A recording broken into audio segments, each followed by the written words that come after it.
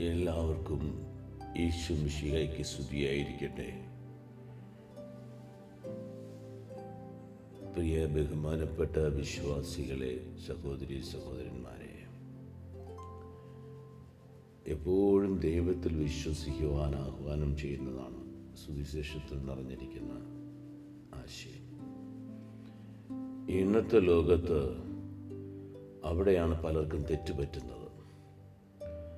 അവർ കണ്ടാലേ വിശ്വസിക്കുള്ളൂ. കാണാതെ വിശ്വസിക്കുന്നവർ ഭാഗ്യവാന്മാരെന്ന് പറഞ്ഞാലും എന്തൊക്കെ കാണുന്നു അത് തന്നെയാണ്.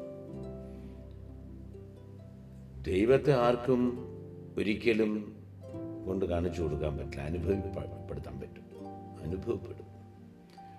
ദൈവത്തിൻ്റെ സാന്നിധ്യം വളരെ ശക്തമായി തന്നെ നമുക്ക് ഓരോരുത്തർക്കും അനുഭവപ്പെടുന്ന സമയങ്ങൾ 1000 ഉണ്ട്. ആ സമയത്തെല്ലാം ദൈവത്തിന് നന്ദിയോടുകൂടി ദൈവത്തെ സ്വന്തമാക്കി ജീവിക്കുന്ന മനുഷ്യരാണെങ്കിൽ അവനൊന്നിനും ഒരു കുറവുണ്ടാകില്ല. ഇന്ന് ഞാൻ കാണുന്നത് പല ദമ്പതികൾക്കും കുഞ്ഞുങ്ങളില്ല. ഈ കുഞ്ഞുങ്ങളില്ല എന്ന് നമ്മൾ ഒരു കാര്യം നമ്മൾ പറയുമ്പോൾ അതിൻ്റെ പിന്നിൽ മനസ്സിലാക്കേണ്ട 1000 കാര്യങ്ങളുണ്ട്. ചരിത്രത്തിലൂടെ, വേദഗ്രന്ഥത്തിലൂടെ നമുക്ക് കടന്നു പോകുമ്പോൾ ചരിത്ര പ്രസിദ്ധരായ വ്യക്തികൾക്ക് കുഞ്ഞുങ്ങളൊന്നും ഇല്ലായിരുന്നു. പലപ്പോഴും അവർ കരഞ്ഞ് പ്രാർത്ഥിച്ച് നേടിയെടുത്ത കുഞ്ഞ് ദൈവത്തിൻ്റെ കുഞ്ഞാണ് പൂർണ്ണമായും എനിക്ക് അനുഭവപ്പെടുന്നത്, എനിക്കറിയാവുന്നത്. കാരണം വന്ധ്യയാകുന്നവളാണ്.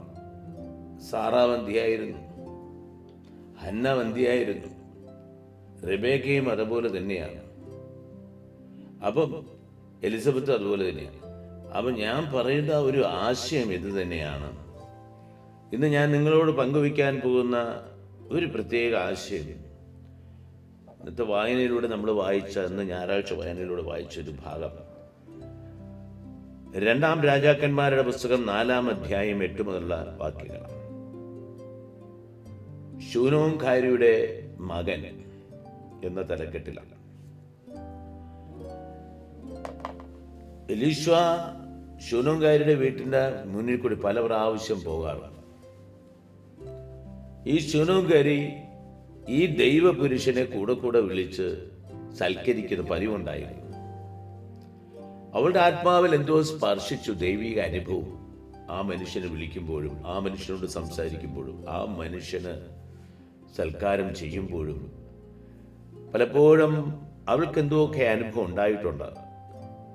അപ്പൊ അവൾ കുറെ കഴിഞ്ഞിട്ട് ഭർത്താവിനോട് പറയുകയാണ്, ഈ ദൈവപുരുഷന് നമുക്കൊരു ഇടം കൊടുക്കണം. ആ ദൈവപുരുഷന് നമുക്കൊരു ഇടം കൊടുക്കുമ്പോൾ അദ്ദേഹം ഇവിടെ വരുമ്പോൾ അദ്ദേഹത്തിന് റെസ്റ്റ് ചെയ്യണം, അദ്ദേഹത്തിന് വിശ്രമിക്കണം. അതുകൊണ്ട് ഒരു നല്ല മുറി നമുക്കുണ്ടാക്കണം.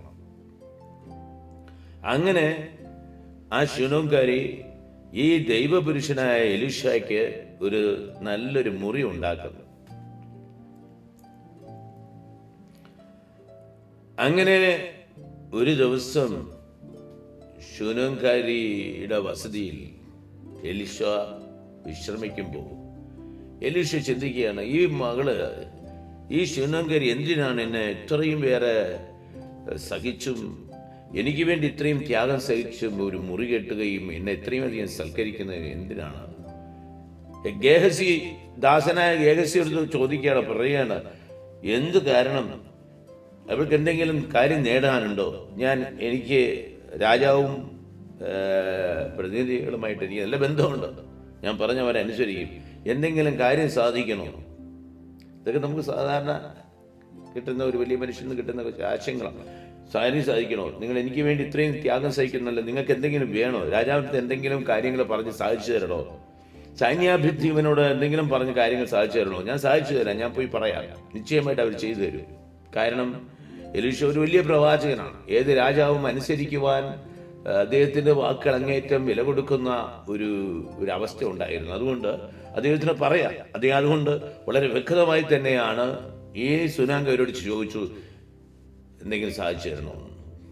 ശൂനോംകാരി പറഞ്ഞു, ഒന്നും വേണ്ട. ഒക്കെ ഗേഹസി വീണ്ടും പറഞ്ഞയക്കുകയാണ്. അവൾക്ക് എന്ത് പറ്റിയെന്ന് പറഞ്ഞ് അവൾ എന്തോ കാര്യങ്ങളുണ്ട്, എന്തോ ഒരു മർമ്മം ഉള്ളതുപോലെ എന്തോ ഒരു കാര്യമുണ്ട് എന്ന് പറഞ്ഞപ്പോൾ ഗേഹസി, ദാസനായ ഗേഹസി എലീശയോട് പറയുകയാണ്, ആ സഹോദരിക്ക് കുഞ്ഞുങ്ങളൊന്നുമില്ല ഇത്ര വർഷമായിട്ടും. ഇത് പറയുന്നു. എന്നാൽ അവളെ വിളിക്കുമെന്ന് പറയുന്നു. അവളെ വിളിച്ചപ്പോൾ അവൾ വാതിൽ വന്നിരിക്കുകയാണ്. ഒരു വലിയ സന്ദേശം പറയുകയാണ്, അടുത്ത വർഷം ഞാൻ ഇവിടെ കൂടി വരുമ്പോൾ നിന്റെ കയ്യിൽ നിന്റെ കുഞ്ഞുണ്ടായിരിക്കും. അതുപോലെ തന്നെ അവൾക്കൊരു കുഞ്ഞു ജനിച്ചു.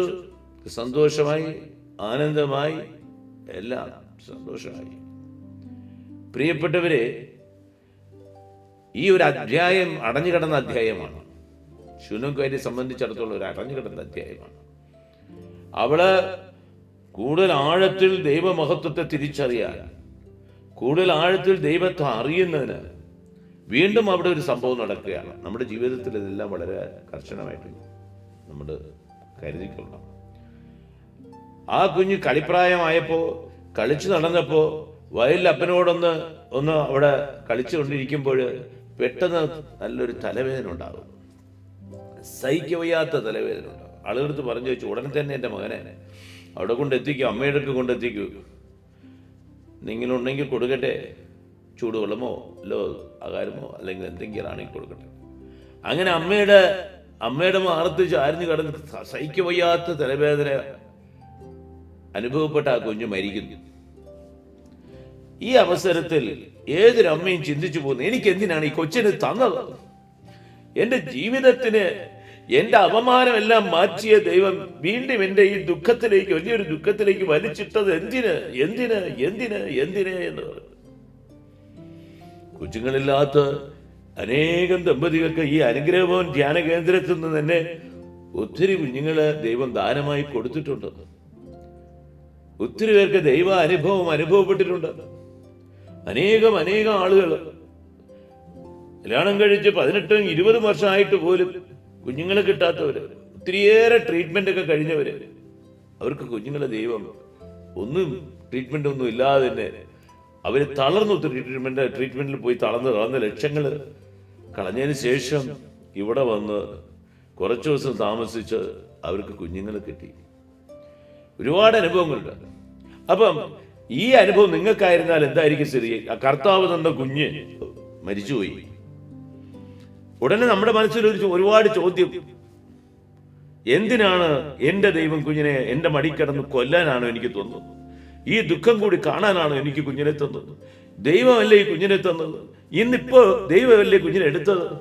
ഞാൻ ഓർക്കുകയാണ്, വളരെ വ്യക്തമായ ഉൽപ്പത്തി പുസ്തകം 22-ാം അധ്യായത്തിൽ മോറിയ മലയിലേക്ക് സ്വന്തം കുഞ്ഞിനെ കൊണ്ടുപോകുമ്പോൾ ഒരു അപ്പന്റെ മനസ്സിന്റെ വേദന താങ്ങാനാവോ? സ്വന്തം മകനെ ബലിയർപ്പിക്കാനായിട്ട് കൊണ്ടുപോകുമ്പോൾ വർഷങ്ങളോളം ആറ്റുതോറ്റ് കാത്തിരുന്ന ഒരു കൊച്ചിനെ അബ്രഹാമിന്റെ കൈ കൊടുത്തിട്ട് കൊച്ചു വളർന്ന് കളിച്ചുകൊണ്ടിരിക്കുന്ന ആ പ്രായത്തില് നിന്റെ മകനെ ബലിയർപ്പിക്കണമെന്ന് പറഞ്ഞാൽ എനിക്ക് തോന്നുന്നത്, ശൂനംകാരിയുടെ മകൻ മരിച്ചപ്പോൾ ഉള്ള വേദനയെക്കാളും എനിക്ക് തോന്നുന്നത് ജീവനോടെ ബലിയർപ്പിക്കാൻ കൊണ്ടുപോകുമ്പോൾ ഒരപ്പന്റെ വേദന എനിക്ക് തോന്നുന്നു അതിനേക്കാളും വലുതാണ്. യോനാം പ്രവാചകനെ പോലെ കൊണ്ട് ഓടും. യോനാം പ്രവാചകൻ കർത്താവിന്റെ കൽപ്പന സ്വീകരിക്കാൻ മനസ്സ് വരാതെ ഓടി. അതുപോലെ ഇതുപോലെ ദൈവം ആർക്കെങ്കിലും നീ നിന്റെ കുഞ്ഞിനെ എനിക്ക് ബലിയർപ്പിക്കണമെന്ന് പറഞ്ഞു കേട്ടിട്ടുണ്ടെങ്കിൽ ആ കുഞ്ഞിനെയും കൊണ്ട് ഓടും. എനിക്ക് പറ്റില്ല എന്ന് പറഞ്ഞു ഓടും. നമുക്കൊക്കെ സംഭവിക്കുന്നത് തന്നെയാണ്. പക്ഷെ അബ്രഹാം വിട്ടുകൊടുത്തില്ല. അബ്രഹാമിന് ആഴത്തിലൊരു വിശ്വാസം ഉണ്ടായിരുന്നു. പ്രിയപ്പെട്ടവരെ, ആഴത്തിലൊരു വിശ്വാസം ഉണ്ടായിരുന്നു. എൻ്റെ മകനെ തന്നത് ദൈവമാണ്. ഇന്ന് ദൈവം തന്നെ എടുക്കാനായിട്ട് ആവശ്യപ്പെടുന്നുണ്ടെങ്കിൽ എൻ്റെ മകന്റെ വിരിമാറിൽ നിശ്ചിച്ചു വീഴുന്ന ഓരോ തുള്ളി രക്തത്തിന്ന് 1000 ഇസഹാക്കുമാരെ ജന്മം കൊടുക്കുവാൻ എൻ്റെ ദൈവത്തിന് സാധിക്കുമെന്ന് ഉറച്ച വിശ്വാസമാണ് അവനെ രക്ഷപ്പെടുത്തിയത്, ആ കുഞ്ഞിനെ രക്ഷപ്പെടുത്തിയത്. അവൻ ബലി അർപ്പിച്ചതായി ദൈവം സ്വീകരിച്ച ബലിയെ ഇതെവിടെ ചെന്ന് എത്തുന്നു എന്ന് ചോദിച്ചാ അവസാനം യേശുക്രിസ്തുവിലാണ് എത്തുന്നത്. എല്ലാവർക്കും ഇപ്രകാരം ആവശ്യപ്പെട്ട് അവസാനം അവരെ കൊന്നിട്ടില്ല. ഇതാ എൻ്റെ മകനായ യേശുക്രിസ്തുവിനെ ബലിയർപ്പിക്കാൻ ഞാൻ ആവശ്യപ്പെട്ടു. അവിടെ ഒരു ഒഴിവും കൊടുത്തിട്ടില്ല, സ്വന്തം മകനെ പോലും. ബലി അർപ്പിക്കാൻ തന്നെയാണ് മകനോട് ശാസിക്കുകയും നിഷ്കർഷിക്കുകയും ചെയ്യുന്ന പിതാവ്. നീ ബലി അർപ്പിക്കുന്നില്ലെങ്കിൽ ഈ ജനം എങ്ങനെ വീണ്ടെടുക്കപ്പെടും? എങ്ങനെ പാപത്തിൽ നിന്ന് മോചിക്കപ്പെടും? ബലി അർപ്പിക്കാൻ തന്നെ പുത്രനായ ദൈവം അവസാനം എന്തിനാണ് എന്റെ കർത്താവേ എന്നെ നീ ഉപേക്ഷിച്ചത് എന്ന് പോലും അവസാന നിമിഷത്തിൽ പറയുന്നുണ്ട്. കരഞ്ഞ് നിലവിളിച്ച് കരഞ്ഞ് പറയുന്നുണ്ട്. അതെന്റെ കണക്ക് കൂട്ടല്ലേ, അതൊരു പരാതിയേ അല്ല. അത് വളരെ വ്യക്തമായിട്ട് സങ്കീർത്തനത്തിന്റെ പുസ്തകം 22-ാം അധ്യായം 1-ാമത്തെ വാക്യത്തിലുള്ള ആ വേദനിക്കുമ്പോൾ പ്രാർത്ഥിക്കുന്ന നിലവിളിയാണ് ആ ദൈവത്തിൽ നിന്നുള്ള ആശ്വാസം ലഭിക്കുന്നതിന് വേണ്ടി എന്നാണ് എനിക്ക് തോന്നുന്നത്.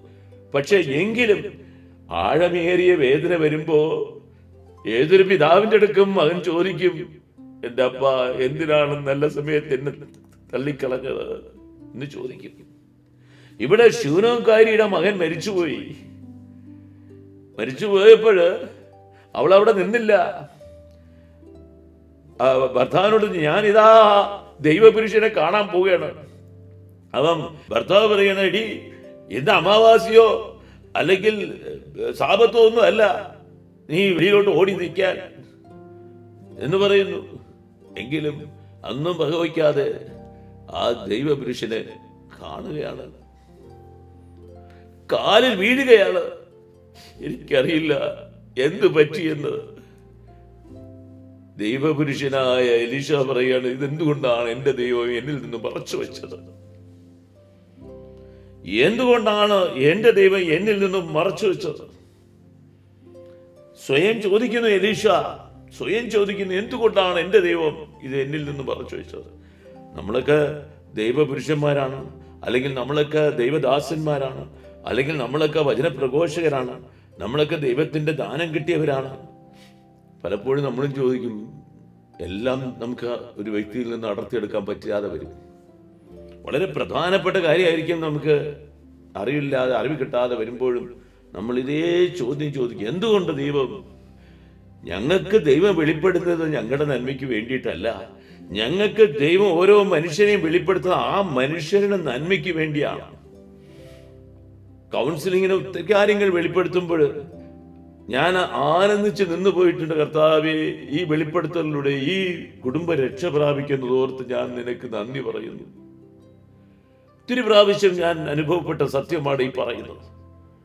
അങ്ങനെ അനുഗ്രഹവും ധ്യാന കേന്ദ്രത്തിൽ ഇരുന്നു കൊണ്ട് ഒത്തിരിയേറെ പേർക്ക് കൗൺസിലിംഗ് എടുക്കുമ്പോൾ എനിക്ക് പോലും അത്ഭുതം വരുന്ന വെളിപ്പെടുത്തലുകളും എനിക്ക് ലഭിക്കുമ്പോൾ ഞാൻ അവർക്കിത് പറയുമ്പോൾ ഉണ്ടാകുന്ന ആനന്ദം, എനിക്ക് തോന്നുന്ന അവരെക്കാൾ എനിക്ക് ആനന്ദം ഉണ്ടായിട്ടുണ്ട്. ഒരു കുടുംബം രക്ഷ പ്രാപിക്കുന്നല്ലോ എന്ന് കരുതി.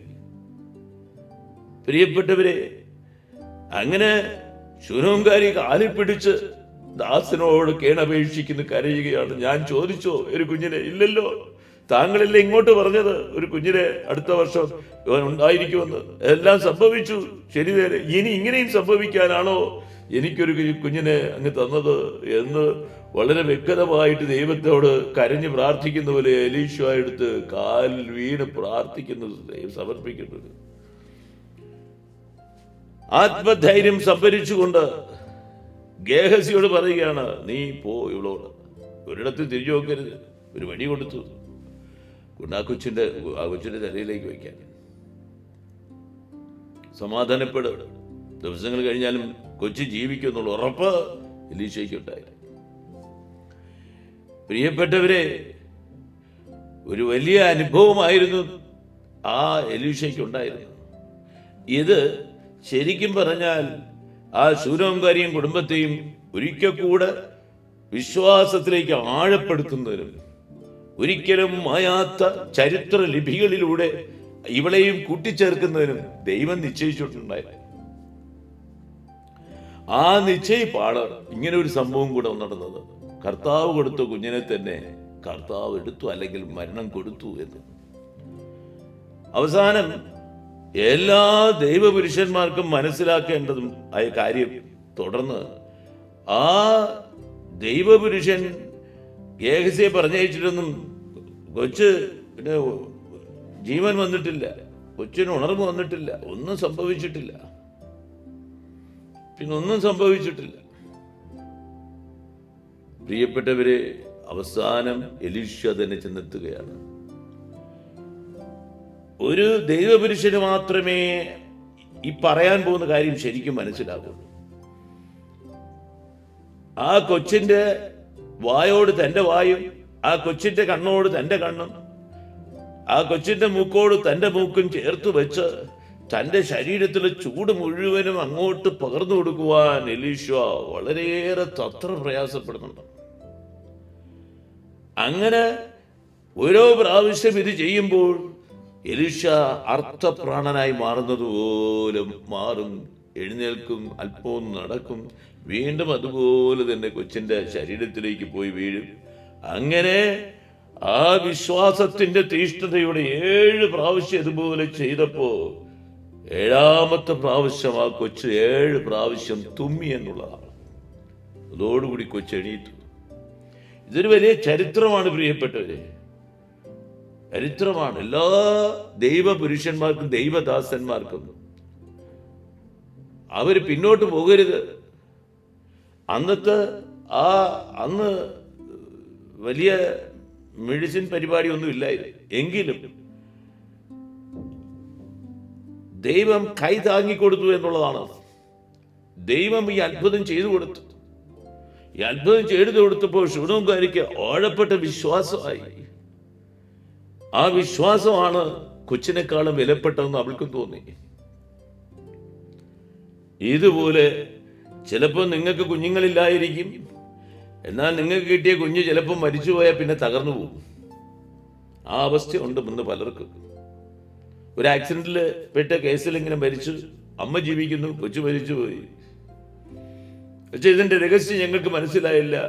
എന്റെ മടിയിലിരുന്ന കുഞ്ഞ് ആക്സിഡന്റിൽ പെട്ട് എന്റെ കുഞ്ഞ് മരിച്ചു, ഞാൻ മരിച്ചില്ല. ഞാൻ കർത്താവിനോട് ചോദിക്കായിരുന്നു, എന്നെ എടുക്കാമായിരുന്നില്ല, എന്റെ കുഞ്ഞിനെ എന്തിനെടുത്തു എന്ന് അന്ന് ഇന്നും ചോദിച്ചു. എനിക്ക് ഒരു ഉത്തരം കിട്ടുന്നില്ല. അച്ഛാ, എനിക്ക് ഒരു ഉത്തരം പറയാമോ എന്ന് ചോദിച്ചു. അത് ഇവിടെ വന്നു. എന്റെ ദൈവത്തിൽ നിന്ന് ഒരു ഉത്തരം അച്ഛന്. ഞാൻ വർഷങ്ങളോളം കാത്തിരുന്ന് അവസാനം എനിക്കൊരു കുഞ്ഞിനെ ദൈവം തന്നു. ആ കുഞ്ഞിനെ ഞാൻ തീർത്ഥാടനത്തിന് വേണ്ടി പോകുമ്പോൾ എൻ്റെ മടിയിലാണ് ഇരുന്നത്. പെട്ടെന്ന് എൻ്റെ കാറ് ഒരു വലിയ വേനുമായിട്ട് കൂട്ടിയിടിച്ച് തകർന്ന് തെരിപ്പണ പോയി. എനിക്ക് കുറച്ച് മുറിവോടുകൂടി ഞാൻ രക്ഷപ്പെട്ടു. എൻ്റെ ഭർത്താവിനും ഒരു കാല് നഷ്ടപ്പെട്ടുവെങ്കിലും രക്ഷപ്പെട്ടു.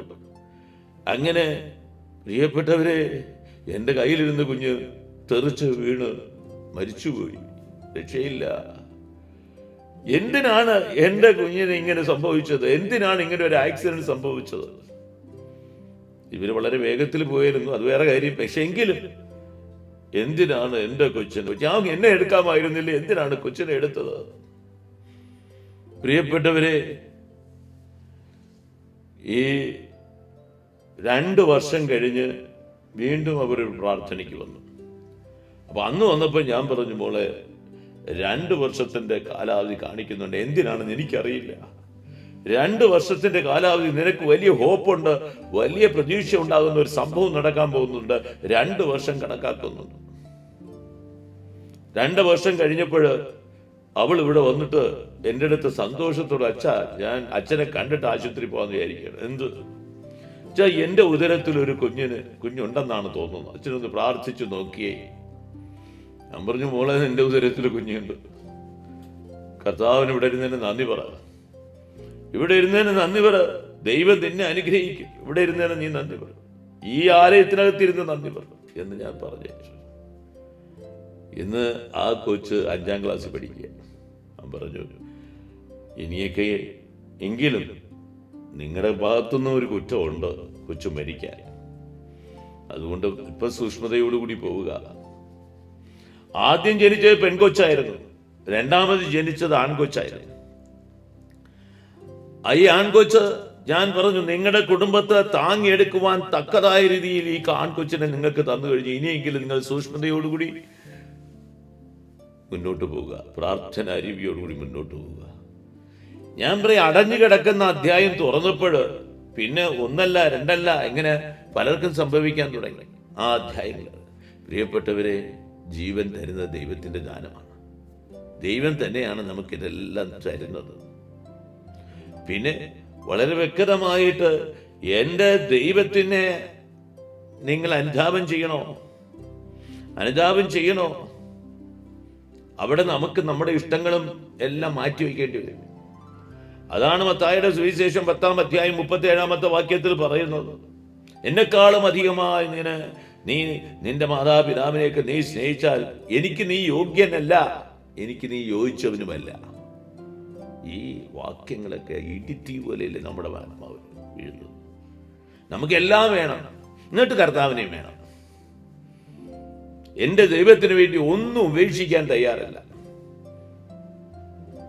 ചില ആളുകൾ ചോദിക്കാറുണ്ട്, ഇതെല്ലാം ഉപേക്ഷിച്ച ദൈവത്തെ ഞങ്ങൾ ഉപേക്ഷിച്ചതാകുമോ? ഇതെല്ലാം സ്വന്തമായെന്ന് വിചാരിച്ചിട്ട് ദൈവത്തെ ഞങ്ങൾ ഉപേക്ഷിച്ചതാകുമോ? ഇത് പെരിഫറലായിട്ട് ചിന്തിക്കുന്ന ഒരവസ്ഥയാണ്.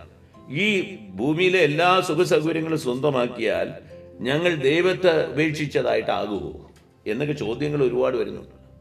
പക്ഷെ ഇവിടെ സാക്രിഫിഷ്യൽ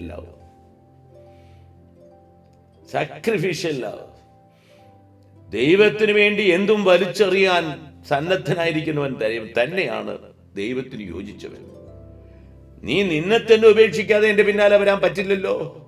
അപ്പൊ നിന്റെ ഒരുപാട് ആഗ്രഹങ്ങളും എല്ലാം മാറ്റിവെക്കണം. നിന്റെ കുടുംബം മാത്രം പോരാ മാറ്റിവെക്കുന്നത്, നിന്റെ ഒരുപാട് ആഗ്രഹങ്ങൾ എല്ലാം മാറ്റിവെച്ചാലേ എന്നെ പൂർണ്ണമായി നിനക്ക് ഉൾക്കൊള്ളാൻ പറ്റുകയുള്ളൂ എന്ന് പറയുമ്പോൾ അതിന്റെ അർത്ഥം എന്നാ? അപ്പോ ഡിസോൺഷിപ്പ് നീ മാറ്റാതെ, നീ സ്വയം നിന്റെ ആഗ്രഹങ്ങൾ മാറ്റാതെ എന്നെ നിനക്ക് എങ്ങനെ പൂർണ്ണമായി? നിനക്ക് ലോകത്തിലുള്ള എല്ലാ സുഖങ്ങളും ആവശ്യമാണ്, ഞങ്ങൾ എല്ലാ സുഖങ്ങളും ആനന്ദിക്കുന്നത് കൊണ്ട് ഞങ്ങൾ ദൈവത്തെ ഉപേക്ഷിക്കുന്നൊന്നുമില്ല എന്ന് പറയുമ്പോൾ അത് ഒരുതരം ഉപരിതലത്തിലുള്ള ചിന്താഗതിയാണ്. ഇന്ന് ആരെയാണ് എൻ്റെ ദൈവം ആഗ്രഹിക്കുന്നത്? ഇന്ന് ആരെയാണ് എൻ്റെ ദൈവം ആവശ്യപ്പെടുന്നത്? ഇന്ന് ആരെയാണ് ദൈവം തിരഞ്ഞെടുക്കുന്നത്? എല്ലാ സുഖങ്ങളെയൊക്കെ സ്വന്തമാക്കിക്കൊണ്ടിരിക്കുന്ന ഒരു മനുഷ്യനെ എൻ്റെ ദൈവത്തിന് വേണ്ട. ഈ ലോകത്തിലുള്ള എല്ലാ കാര്യങ്ങളിലും സന്തോഷം കണ്ടുകൊണ്ട് നടക്കുന്ന ഒരു മനുഷ്യൻ എനിക്ക് വേണ്ട. എനിക്കായി ത്യാഗോജ്ജലമായ ജീവിതം സർവ്വതും ഉപേക്ഷിച്ചാൽ മാത്രമേ അവൻ എനിക്ക് യോജിച്ചനാവുള്ളൂ. പറ്റുമോ? സാധിക്കുമോ? എങ്കിൽ വന്നാ മതി. ഒരു കൊച്ചു എൻ്റെ അടുത്ത് വന്ന, ഒരു അമ്മയും കൊച്ചുമായിട്ട് എൻ്റെ അടുത്ത് വന്ന് പറയുകയാണ്, അച്ഛാ ഈ മകനെ ഞാൻ പുരോഹിതനാക്കാൻ ആഗ്രഹിക്കുകയാണ്. ഞാൻ പറയും, എന്ത് പറഞ്ഞിട്ടാ പുരോഹിതനാക്കാൻ? ഇതാ അച്ഛന്മാർക്കൊക്കെ നല്ല കാറുണ്ട്, നല്ല നീണ്ട അങ്കിയുണ്ട്. ഈ ഇസഹാക്ക് ജോസഫിന് നീണ്ട അങ്കി തച്ചു കൊടുത്തു. നീണ്ട അങ്കി തച്ചു കൊടുത്തപ്പോൾ അതൊരു സംരക്ഷണമായെങ്കിലും അത് അവന്റെ കൊലപാതകം വരെ എത്തിച്ചത് ആ അങ്കി തന്നെയാണ്. നീണ്ട ഒരു അങ്കി വളരെ വളരെ വിചിത്രമായിരിക്കുന്നു അല്ലേ? നീണ്ട ഒരു അങ്കി ഇസഹാക്ക് മകന് ജോസഫിന് തച്ചു കൊടുത്ത അന്നു മുതൽ മറ്റ് സഹോദരന്മാർക്കൊക്കെ ഇവനോട് ചെറിയ അസൂയയും ചെറിയ പ്രയാസങ്ങളൊക്കെ തോന്നി. ആ പ്രയാസം കൊണ്ട് എത്തിക്കുന്നത് പാഴണഞ്ഞ കിണറ്റിലെ വലിച്ചെറിഞ്ഞ ഒരു അവസ്ഥയിലുണ്ട്. അപ്പൊ ഇത് നമ്മൾ മനസ്സിലാക്കണം. മോനെ, നീ എന്തുദ്ദേശിച്ചാണ് അച്ഛനാകുന്നത്? എനിക്ക് നല്ല അങ്കി ഇടണം, നല്ല ഡ്രസ്സ് ഇടണം, അതുപോലെ അച്ഛന്മാർ കാറിൽ പോകുന്നു, ബൈക്കിൽ പോകുന്നു, അതിലൊക്കെ എനിക്ക് പോകാമല്ലോ എന്ന് സുഖം കാണിച്ചു കൊടുത്ത അമ്മ സുഖം കാണിച്ചു കൊടുത്തിട്ടാണ് അവനെ പൗരോഹിത്യത്തിലോട്ട് അട്രാക്ട് ചെയ്ത് കൊണ്ടുവരുന്നത്. ഞാൻ പറഞ്ഞു, മോനെ അതല്ല മോനെ, ഇതാ നഗ്നനായി കുരിശിൽ തൂങ്ങി കിടക്കുന്ന യേശുവിനെ നോക്ക്. അവനാണ് നമ്മുടെ മാതൃക. എല്ലാ ലോകത്തിലെല്ലാം ഉപേക്ഷിച്ച ഒന്നുമില്ലാതെ ഇതാ പാപികൾക്ക് വേണ്ടി ആ പാപത്തെ എല്ലാം ചുമന്ന ചോര ചിന്തി ആ ദൈവത്തെ നീ നോക്ക്. അങ്ങനെയുള്ള ദൈവത്തിന് വേണ്ടി നീ സാക്ഷിയായി മാറാൻ സാധിക്കുമെങ്കിൽ നീ ഒരു പുരോഹിതനാകും. അല്ലാതെ അച്ഛന്മാരും നീണ്ട അങ്കിവിട്ട് സുഖജീവിതമൊന്നുമില്ല, നീണ്ട അങ്കിക്കകത്ത് സുഖജീവിതമൊന്നുമില്ല, നീണ്ട അങ്കിക്കകത്ത് സുഖജീവിതമില്ല. പക്ഷേ നിങ്ങൾ വിചാരിക്കുന്ന ഒരു അവസ്ഥയല്ല പുരോഹിതന്മാർക്കുള്ളത്. അവർക്ക് ആ ദൈവത്തിൽ സർവ്വതും ഉപേക്ഷിച്ച് ദൈവത്തിൽ ആശ്രയിച്ച് ദൈവത്തിന് വേണ്ടി തീക്ഷ്ണതയോടെ പ്രവർത്തിച്ചാൽ അവന് സുഖം തന്നെയാണ്, യാതൊരു സംശയമില്ല. ഞാനും എൻ്റെ പൗരോഹിത്യത്തെ ഏറ്റവും കൂടുതൽ സന്തോഷിക്കുന്ന ഒരു വൈദികനാണ്. കാരണം എനിക്ക് പിന്നോട്ട് തിരിഞ്ഞു നോക്കാൻ എനിക്കൊന്നുമില്ല. എന്റെ മുന്നിൽ നിൽക്കുന്നത് ദൈവമാണ്. എന്റെ മുന്നിൽ നടക്കുന്നത് പ്രിയപ്പെട്ട നമുക്ക് വേണ്ടി ത്യാഗോജ്ജലമായി സാക്രിഫൈസ് ചെയ്ത അതേ തിരുക്കുരിശിലെ യേശുവാണ് എന്റെ മുന്നിൽ ഞാൻ കാണുന്നുണ്ടെങ്കിൽ എനിക്ക് അതിൽ തന്നെയാണ് സന്തോഷം, അതിൽ തന്നെയാണ് എൻ്റെ ജീവിതം എന്ന് വിശ്വസിക്കുന്നു. അതാണ് എൻ്റെ ഈ സന്തോഷം. അത് നിങ്ങൾ അമ്മമാര് മക്കൾക്ക് പഠിപ്പിച്ചു കൊടുക്കണം. അമ്മമാരും അപ്പന്മാരും മക്കൾക്ക് പഠിപ്പിച്ചു കൊടുത്താൽ ആ അരൂപിയിൽ നിന്ന് വിളങ്ങി വരുന്ന ചൈതന്യം ആ മകന് കിട്ടുകയാണെങ്കിൽ അവൻ നാളെ നല്ലൊരു പുരോഹിതനാകും. അല്ലെങ്കിൽ പൗരോഹിത്യത്തിൻ്റെ അപമാനമാകും. ഈ ഒരവസ്ഥ നമ്മളിന്ന് അറിഞ്ഞേ പറ്റൂ പ്രിയപ്പെട്ടവരെ. ദൈവം ഒത്തിരി കാര്യങ്ങൾ പറയണം. ദൈവം വലിയ മനുഷ്യരാണ്.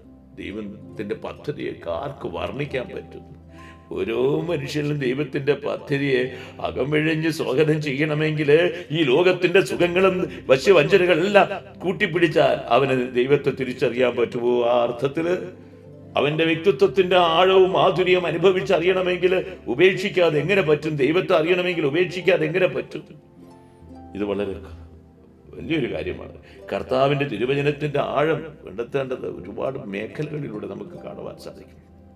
പ്രിയപ്പെട്ടവരെ, ദൈവവിളിയും എല്ലാം നമുക്ക് കാണുവാൻ സാധിക്കുന്ന ആശയം തന്നെയാണ്. ഞാൻ പറയാൻ ആഗ്രഹിക്കുന്നത് വിശ്വാസത്തിൻ്റെയും വിശ്വാസ തീക്ഷ്ണതയുടെയും സമർപ്പണത്തെയും എങ്ങനെയാണ് ദൈവം നമ്മൾ ഇത്രയും സംഭവങ്ങൾ തന്നാലും എങ്ങനെയാണ് നമ്മൾ ദൈവത്തിൻ്റെ വിശ്വാസത്തിലേക്ക് വളരുന്നത്?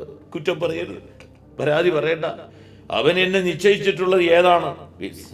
വെയിറ്റ് ചെയ്ത് കാത്തുരക്ഷിക്കാം. പത്രോസിന്റെ ലേഖനം 5-ാം അധ്യായം 6-ാമത്തെ വാക്യം, ദൈവത്തിന്റെ ശക്തിയേറിയ കരങ്ങളിൽ മുന്നിൽ നീ സൗമ്യതയോടെ കാത്തിരിക്കേ. നീ കാത്തിരിക്കുക, സൗമ്യതയോടെ കാത്തിരിക്കുക. തക്ക സമയത്ത് അവൻ നിന്നെ ഉയർത്തിയിരിക്കും. തക്ക സമയത്ത് അവൻ നിന്നെ ഉയർത്തിയിരിക്കും. അവൻ ഉയർത്താതെ പോവില്ല. ദൈവത്തിന് വേണ്ടി എന്തെങ്കിലും നീ ചെയ്തിട്ടുണ്ട് എങ്കിൽ ദൈവം സൂക്ഷിച്ചു വച്ചിട്ടുണ്ട്. ദൈവം സൂക്ഷിച്ചു വച്ചിട്ടുണ്ട്. നീ എന്തെങ്കിലും ദൈവത്തെ മഹത്വപ്പെടുത്താൻ വേണ്ടിയിട്ട് എന്തെങ്കിലും സംഭവിച്ചിട്ടുണ്ടെങ്കിൽ, നിന്റെ കണ്ണിൽ നിന്ന് കണ്ണുനീര് ധാരധാരയായി ഒഴുകിയിട്ടുണ്ടെങ്കിൽ, ആ കണ്ണുനീര് കർത്താവ് കുപ്പിയിൽ ശേഖരിച്ചു വെച്ചിട്ടുണ്ട് നിന്റെ മഹത്വപ്പെടുത്താൻ. അതാണ് വളരെ വ്യക്തമായിട്ട് നമ്മൾ മനസ്സിലാക്കേണ്ട ആശയം. ദൈവം നിങ്ങളെ സമൃദ്ധമായി അനുഗ്രഹിക്കട്ടെ പ്രിയപ്പെട്ടവരെ. ദൈവം നിങ്ങളെ സമൃദ്ധമായി അനുഗ്രഹിക്കട്ടെ. കർത്താവിന് വേണ്ടി നാം സ്വയം സമർപ്പിതരാകുമ്പോൾ അതൊരു വലിയ നിധിയാണ്. ഈ ലോകത്തിന് ഒരു നിധിയാണ്, സ്വർഗരാജ്യത്തിൽ നീ ഒരു നിധിയാണ്. ആ ഒരു അനുഭവത്തിലേക്ക് ഇന്ന് ദൈവം നമ്മളെ ഉയർത്തട്ടെ. കാരുണ്യവാനായ ദൈവം നിങ്ങളെ സമൃദ്ധമായിട്ട് അനുഗ്രഹിക്കട്ടെ. എല്ലാവർക്കും ദൈവാനുഭവം ഉണ്ടാകട്ടെ. നമുക്ക് പ്രാർത്ഥിക്കാം. കാരുണ്യവാനായ ദൈവമേ, പരമപരിശുദ്ധനായ ദൈവമേ, ജീവിതത്തിൽ ഒരുപാട് സംഭവങ്ങളൊക്കെ നടന്നാലും അതെല്ലാം വിശ്വാസത്തെ ആഴപ്പെടുത്തുവാൻ നീ കനിയണമേ. ഒരിക്കലും നിന്നെ വിട്ട് അകന്നു പോകുവാൻ നിങ്ങൾക്ക് ഇട നൽകരുതേ. ഈ കേട്ടുകൊണ്ടിരിക്കുന്ന ജനങ്ങളിലെല്ലാം നിന്റെ ചൈതന്യത്തിൽ നീ അയക്കണമേ. പരിശുദ്ധനായവനെ, നിന്റെ നാമം വാഴ്ത്തപ്പെടട്ടെ, നിന്റെ നാമം സ്തുതിക്കപ്പെടട്ടെ. ഒന്നിനും കുറവില്ലാതെ ഇവരെ നീ വഴി നടത്തണമേ. ഒപ്പം ഇവർ ബലഹീനരാണെന്ന് ഓർക്കണമേ. അതിനാൽ ഇവരെ സംരക്ഷിക്കുകയും വേണമേ. കർത്താവായ ക്രിസ്തു വഴി ഞങ്ങൾ സമർപ്പിക്കുന്ന പ്രാർത്ഥന കേട്ടറിയണമേ നല്ല പിതാവേ. എല്ലാവർക്കും ഈശോ മിശിഹായ്ക്ക് സ്തുതിയായിരിക്കട്ടെ. Have A good day. നല്ലൊരു ദിവസം നിങ്ങൾക്കായി ഉണ്ടായിരിക്കും.